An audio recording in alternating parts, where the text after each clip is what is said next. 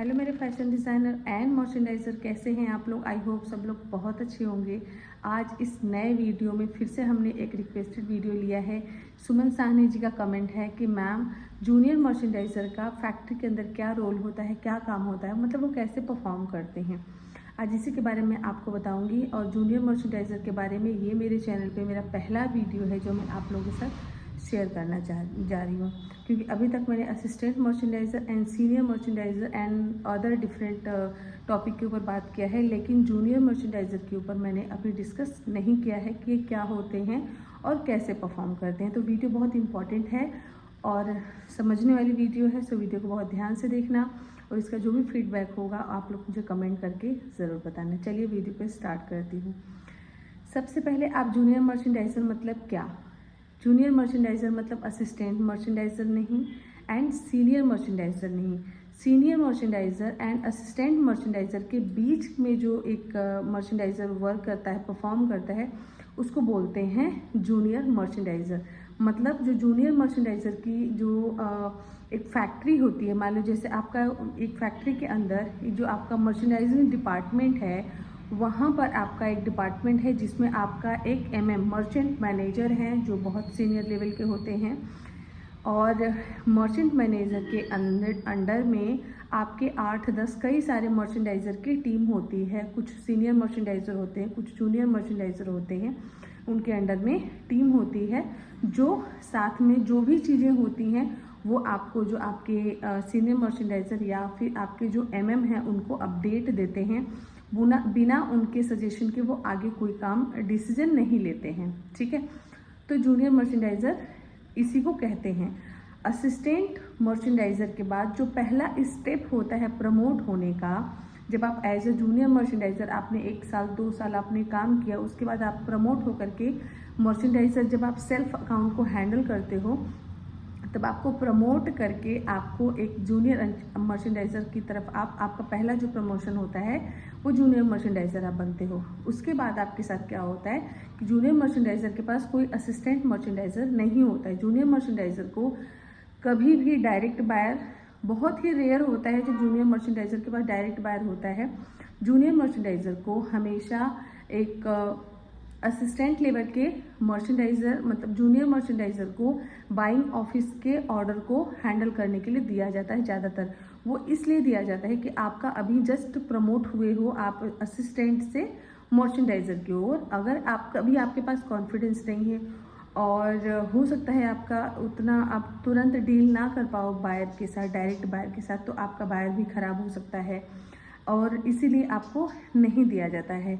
आपको ज़्यादातर दिया जाता है बाइंग ऑफिस के ऑर्डर को, क्योंकि बाइंग ऑफिस आपका डोमेस्टिक ही होते हैं आपके इंडिया में ही। जैसे आपकी फैक्ट्री वैसे बाइंग ऑफिस की फैक्ट्री होती है, तो बाइंग ऑफिस के ऑर्डर को आपको दिया जाता है जिससे आप उसको बड़ा इजीली कर पाओ, उनको समझ पाओ। कोई समस्या है, कोई प्रॉब्लम हो रही है आपके ऑर्डर में, तो आप बाइंग ऑफिस जाके अपना विजिट करके उनको बुला के सारी चीज़ों की अप्रूवल आप अपने एंड पे ले सकते हो। तो इस तरीके से काम कर। अब मैं बताती हूँ कि जूनियर मर्चेंडाइज़र परफॉर्म कैसे करते हैं, मतलब उनका बेसिकली रोल क्या होता है। आपके साथ 2-3 आपके पास ऑर्डर दे दिए जाएंगे, 2-3 मतलब बायर, ब्रांड, ठीक है। आपके पास कुछ ब्रांड दे दिए जाते हैं और उसमें एक ब्रांड के अंदर मान लीजिए 10-20 स्टाइल हैं, किसी दूसरे ब्रांड के अंदर 2-4-5 स्टाइल है। कुछ सैम्पलिंग के स्टाइल हैं, कुछ प्रोडक्शन के स्टाइल हैं, कुछ रनिंग स्टाइल हैं जिसमें सैम्पलिंग प्रोडक्शन से आपके साथ चल रहा है। मतलब सैंपल के स्टेजेस अलग अलग हो सकते हैं जिनको आपको डील करना है। आपके पास असिस्टेंट भी नहीं होते हैं, आपको खुद करना है।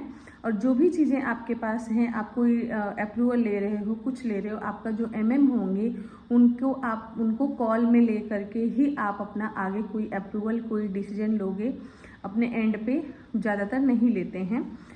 आपको श्योरिटी है फिर आप ले सकते हो। आपको सैम्पलिंग करानी है, मतलब आपके पास ऑर्डर, आप अपने बाइंग ऑफिस से मेल कर रहे हैं, बात कर रहे हैं कि कौन सा सैंपल कब बनना है, कब जाना है, तो उसको आप सैंपल बनवा रहे हो। फिट है तो फिट को आप बनवा रहे हो, प्रोटो है, कुछ प्रोडक्शन के ऑर्डर हैं जिनको आप अपना काम करोगे, बनवाओगे। आपको इंस्पेक्शन करानी है, जैसे आपको फिट सैंपल भेजना है तो अपने एंड पे आपका जो फैक्ट्री में QC है वो अपना चेक करेगा आपका सैंपल। उसके बाद आप बाइंग ऑफिस को इन्फॉर्म करोगे कि हमारा सैंपल रेडी है। आप उनको भेजोगे, फिर वो वहाँ पे चेक करेंगे। जो भी प्रॉब्लम होगी आप उसके में आप पूरा इन्वॉल्व रहोगे कि सैंपल आपका पास हुआ है, फेल हुआ है, आपके जो कमेंट्स हैं वो प्रॉपर रेक्टिफाई हुए हैं या नहीं हैं, मास्टर जी ने फॉलो किया है कि नहीं किया है। ये सारी चीज़ें आपको खुद करनी है। अपने सीनियर जो आपके MM हैं, जो जिनके अंडर में आप हो, उनको आपको सारी चीज़ें बताते जाना है कि सर मैडम मैंने ऐसे ऐसे किया है। ठीक है, इस तरीके से होता है। और फिर आपके अगर कुछ प्रोडक्शन के ऑर्डर हैं जो प्रोडक्शन में चल रहे हैं, तो आपको उनकी इनलाइन इंस्पेक्शन कब करानी है, आपको मिड लाइन कब करानी है। आप अपनी प्रोडक्शन की टीम से, आप अपनी उनकी जो वहाँ पे प्रोडक्शन मैनेजर होते हैं, जो वहाँ पे QA होते हैं, जो चेक मतलब उन सब से आपको डिस्कस करनी है और देखना है। प्रोडक्शन की फ़ाइल आपको रेडी करनी होती है, क्योंकि आपका ऑर्डर प्रोडक्शन में जाएगा तो जाहिर सी बात है आप प्रोडक्शन की फ़ाइल भी रेडी करोगे।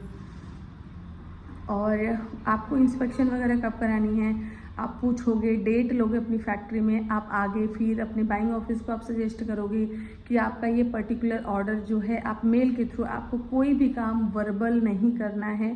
वर्बल करना है लेकिन उसको आगे आपको मेल पे आपको मेंशन करना है एज डिस्कस्ड विथ जो भी पर्टिकुलर पर्सन है, या being discussed with this people, हमने ये डिसीजन लिया है और इसको आगे हम जा रहे हैं एग्जीक्यूट करने के लिए। ठीक है, ये होता है स्मार्ट वर्क, जिसको आपको हमेशा करना है, क्योंकि वर्बल आप कोई अप्रूवल अपने मन मतलब बातों से नहीं ले सकते। आपको हर एक चीज़ मेल पे डालनी है। प्रूफ होना बहुत ज़रूरी होता है, क्योंकि कहीं भी अगर आप अटकोगे, आपके पास प्रूफ नहीं होगा, तो सारा ब्लेम आपके ऊपर ही आने वाला है, जिससे आपकी जॉब जा सकती है, आपका ऑर्डर ख़राब हो सकता है, आपका बाय भी ख़राब हो सकता है। ठीक है,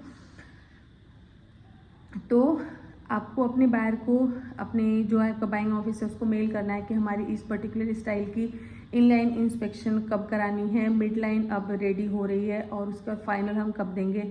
आप उनसे डिस्कस करोगे, उनको बताओगे आप। ठीक है, और साथ के साथ आपका शिपमेंट कब रेडी हो रही है।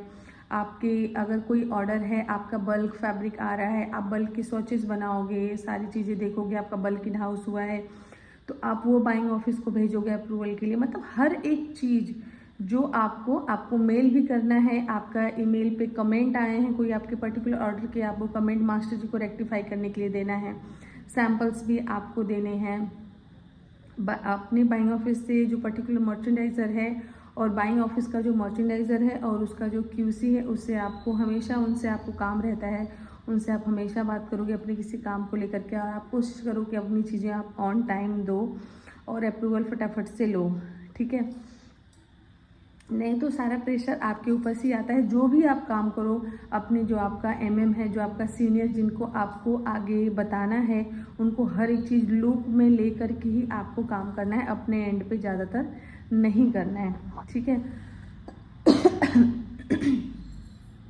तो बेसिकली जूनियर मर्चेंडाइजर इसी तरीके से काम करते हैं। आपको मतलब हैंडल भी करना है आपको अकाउंट, और आपको अकाउंट हैंडल करने के साथ साथ एक सैंपल के साथ जो भी परफॉर्मेंस होती है उसको वॉशिंग में डालना है। उसको क्या प्रेसिंग चाहिए, क्या चाहिए उसको, आपको आपका सैंपल चेक हो रहा है तो आपको वहाँ पे जाके QC के साथ खड़े होके अपने सैंपल को चेक ज़रूर कराना होता है। ऐसा नहीं कि QC हमारा चेक कर रहा है और हम अपना नहीं देख रहे, नहीं, आपको प्रॉपर देखना है कि आपके जो कमेंट हैं वो रेक्टिफाई हुए हैं कि नहीं है QC को। और कभी भी कोई सैंपल भेजने के पहले खास करके आपका जो फिट है, आपके PP है, ये सब सैंपल आप बिना डमी पे चेक किए, बैलेंसिंग चेक किए आपको नहीं भेजना है आगे। तो ये सब चीज़ें आपको ज़रूर देखनी है और आपके सैंपल के साथ जो भी काम हो रहा है आपको उसमें इन्वॉल्व होना है, किसी पे नहीं छोड़ना है, क्योंकि वो आपकी जिम्मेदारी है। तो इसी तरीके से बेसिकली जो हमारे मर्चेंडाइज़र हैं वो परफॉर्म करते हैं।